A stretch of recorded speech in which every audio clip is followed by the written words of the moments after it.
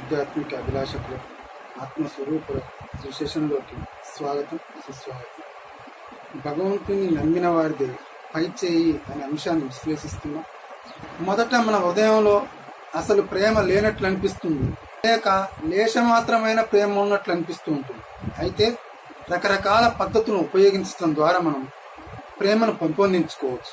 గురువుల బోధనలు వినడం, వాటిని ఆచరించటం, సాహిత్య పఠనం చేయడం, వాటిని నిత్య జీవితంలో ఆచరించడం, ధ్యాన సాధన చేయడం, సజ్జన సాంగత్యం, ఇలాంటి పనులు చేయడం ద్వారా మనలో క్రమక్రమంగా ప్రేమ అనేది పెంపొందుతుంది.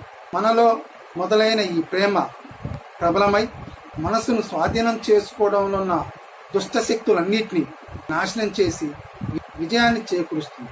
చివరిగా మనిషి జీవితంలో మనస్సు సర్వోత్కృష్టమైన ప్రేమ అనే లక్ష్యం వైపు మనసు మొగ్గు చూపే సమయం ఆసన్నమవుతుంది. అప్పుడు అనంతమైన ఆనందమైన స్థితి అనుభవంలోకి వస్తుంది. మనం అప్పుడు అటువంటి స్థితిలో సుస్థిరమైన మనసును సాధించినప్పుడు మనసును స్వాధీనం చేసుకున్నట్లే కదా.